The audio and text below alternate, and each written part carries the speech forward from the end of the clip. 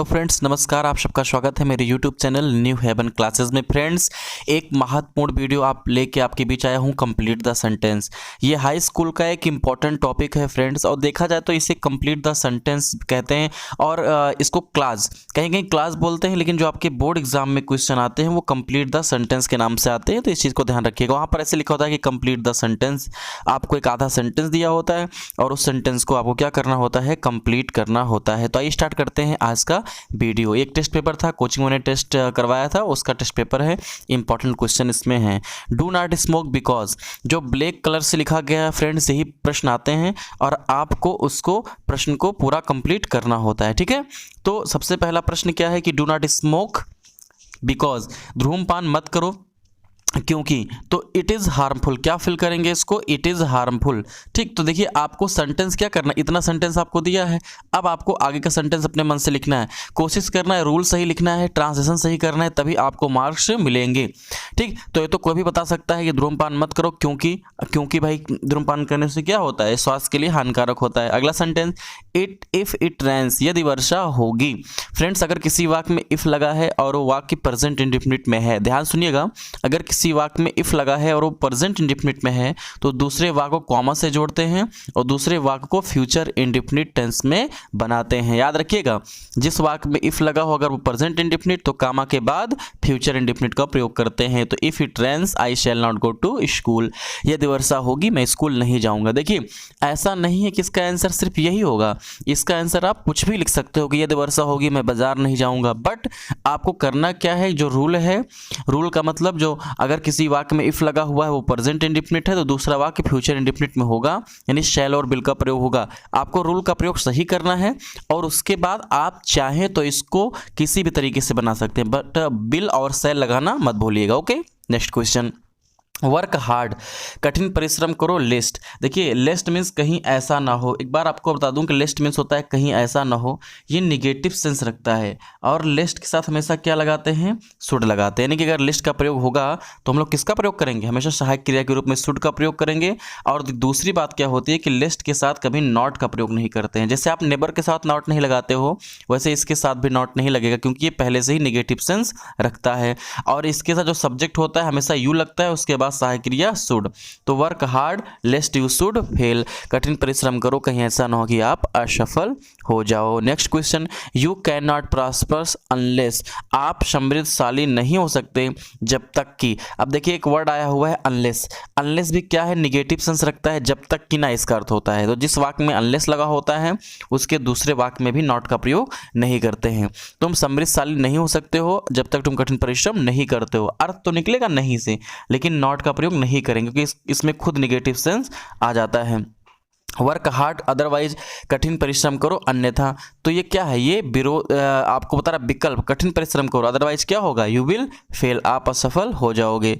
Aldous he is rich, ये भी विरोध बताता है, यद्यपि वह धनी है फिर भी कंजूस है। ठीक, तो जब किसी वाक्य में दो या आल्दो का प्रयोग होता है तो दूसरे वाक्य को कॉमा से जोड़ देते हैं। देखिए फ्रेंड्स, ये क्वेश्चन बोर्ड एग्जाम में कम से कम 5 से 6 बार आ चुका है, इंपॉर्टेंट क्वेश्चन है। आई डू नॉट व्हाई, मैं नहीं जानता क्यों। देखिए कभी भी जब आप क्लास बनाइएगा यानी कि कंप्लीट द सेंटेंस करिएगा, इसमें व्हाट, व्हिच, व्हेन ये चीज़ें आती हैं तो आप इसके तुरंत बाद सब्जेक्ट लगाएंगे। अगर आप इनके बाद सहायक क्रिया लगाते हैं तो ये इंट्रोगेटिव बन जाएगा, जो कि रॉन्ग है। तो आपको क्या करना है, आपको इसके बाद यूज करना है सब्जेक्ट। ओके, तो I don't know why she is beeping, मैं नहीं जानता कि वह क्यों रो रही है।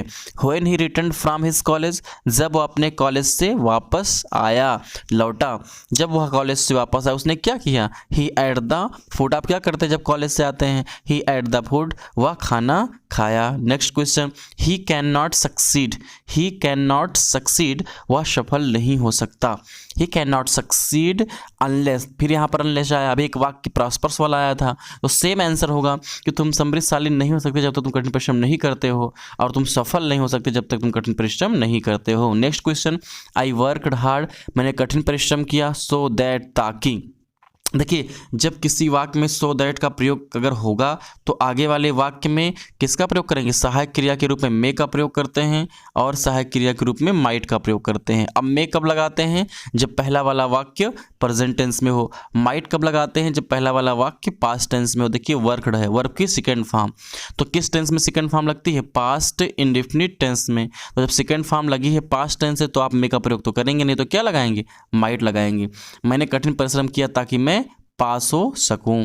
Next question, please pay heed to listen to. अगर ये चीज़ें आती हैं तो आप किस पे अटेंशन टू, तो आप किसका प्रयोग करते हैं? व्हाट का प्रयोग करते हैं। सिंपल सा क्वेश्चन है, प्लीज़ पे हीड टू, कृपया ध्यान दो, व्हाट आई से, जो मैं कहता हूँ। नेक्स्ट क्वेश्चन देखते हैं, ही इज सो बिग, वह इतना गरीब है। ठीक है, देखो जब किसी वाक्य में सो दैट साथ साथ आएगा, यानी कि सो के जस्ट बाद दैट आएगा, तो आप अगले वाक्य में मे और माइट लगाओगे। लेकिन अगर सो अलग आए, दैट अलग आए, तो क्या करते हैं? दैट के बाद सब्जेक्ट लिखते हैं, वही सब्जेक्ट लिखते हैं जिससे वाक्य की शुरुआत हुई रहती है। और फिर कैन नॉट का प्रयोग करते हैं अगर पहला वाक्य प्रेजेंट टेंस में है, और अगर पास्ट टेंस में तो कुड नॉट का। यहाँ पर इज लगा हुआ है प्रेजेंट टेंस से, तो क्या लगाएंगे? Can not.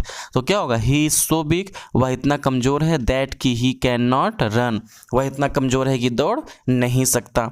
नेक्स्ट क्वेश्चन देखते हैं, he worked hard to pass the exam, exam पास करने के लिए उसने कठिन परिश्रम किया, लेकिन अब देखो बट शब्द क्या बताता है? विरोध। कई बच्चे क्या करते हैं, ऐसे बना देते हैं कि उसने कठिन परिश्रम किया एग्जाम पास करने के लिए, लेकिन वह पास हो गया। भाई विरोध आपको प्रकट करना है तो क्या होगा? उल्टा वाक्य लिखेंगे ना।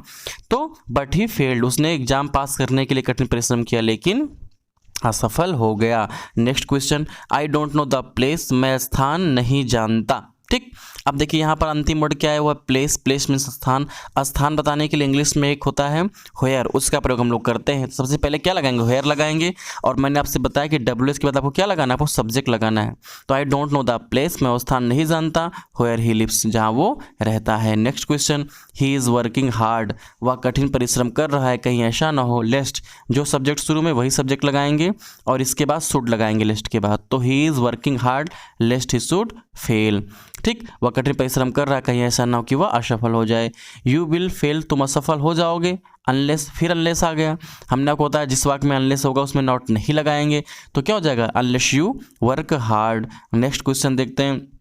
नेक्स्ट क्वेश्चन है, it is certain that he will pass, it is certain that he will. ये क्वेश्चन आपके लिए मैं दे रहा हूँ, आपके फर्स्ट पेपर से ही, पहले पार्ट से। आप ढूंढ के बताइए इसमें क्या भरेंगे। ठीक, इट इज सर्टेन या निश्चित है। देखिए सर्टेन, टेल, और अगर किसी वाक्य में फैक्ट, ये सारी चीज़ें आती हैं। श्योर, तो दैट का प्रयोग करते हैं। It is certain that he will pass. Okay, it is impossible, यह संभव है, क्या संभव है? टू लिव विदाउट वाटर, बिना पानी के जीना। और last but not the list, I know the time, मुझे समय पता है। अब देखिए अंत में टाइम आया हुआ है, तो इसका पूर्ववर्ती क्या होता है? व्हेन, और इसके बाद सब्जेक्ट। तो I know the time when he will come, मैं समय जानता हूँ कि वह कब आएगा। फ्रेंड्स, ये था कंप्लीट द सेंटेंस। आप लोग एक्सरसाइज करते रहिए, अनसॉल्व पेपर हल करते रहिए, क्वेश्चन बैंक्स से क्वेश्चन सॉल्व करो। जो भी क्वेश्चन आपका फंसता है आप कमेंट करके पूछ सकते हैं, आप टेलीग्राम पे भेज सकते हैं, आपको सारे क्वेश्चन सॉल्व करा दिए जाएंगे। बहुत बहुत धन्यवाद आपका हमारे चैनल न्यू हेवन क्लासेस के साथ बने रहने के लिए।